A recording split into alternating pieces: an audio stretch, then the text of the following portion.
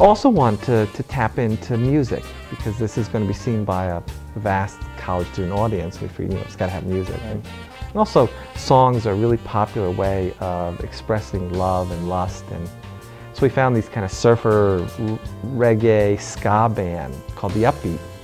And we talked to them about the process of crafting songs, particularly love songs.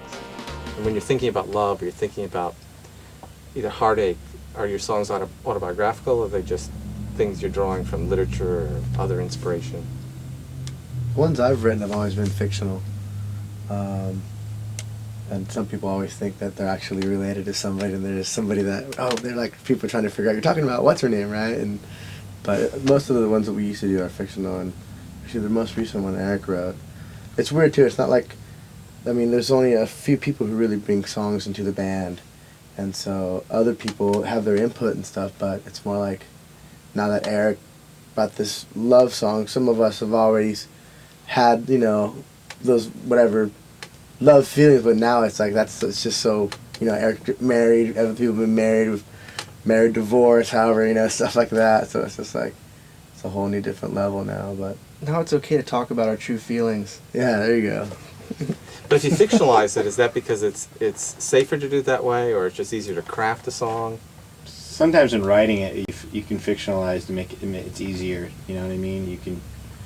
But then there's other times if you go on a true feeling, the way you feel, it can be a lot easier too. But sometimes the way we write songs, we're all in here and somebody brings in an idea, and then all of a sudden you run out of that idea, but everybody else just starts going, well, why don't you say this and why don't you say that? And, and then all of a sudden it becomes more of a fictional type song rather than maybe at the very beginning it started as something or was a little more true to the person who wrote it, and then kind of gets taken away from there. What about performing it? Because there's actually two parts of the process. One of which you're crafting the song, and then you're actually performing it. If you craft the song as kind of fictional, do you stay with its fictional imagery when you're performing it? Do you try to tap in some feelings that are related to true experiences? Well, like an Eric song, for example, he wrote the song, and he What's the name of the song? It's Imperial Queen, and he might have been thinking about his wife. I'm sure he was. But when I'm singing it, it's like I'm thinking of, I have to think of whoever I'm inspired by at that moment in order to really get into it and think it. So, yeah, I guess sometimes, you do kind of...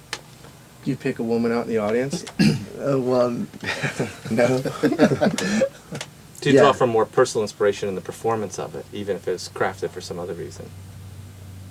I do. I like the way the song sounds musically. It just strikes a chord in me, and I just feel myself being more into that song. It's a beautiful song. What's it like? It's like this. You're like the warmest. You sing it. You're like the warmest ocean, the crystal blue sea. You're like a waterfall, hidden in the tree, washing over me.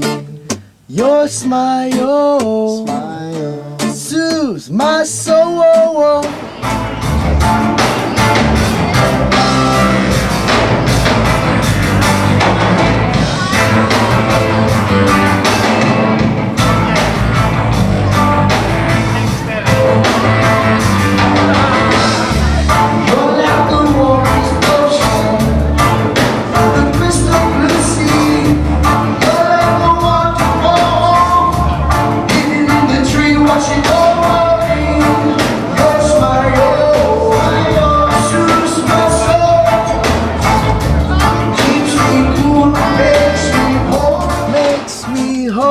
And so on and so on, just describing a beautiful image.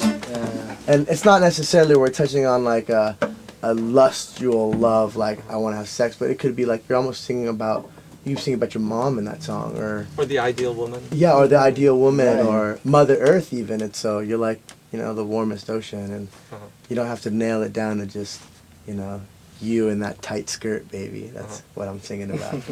Yeah, that song's next, so check the next album for that one. I'll be buying that one.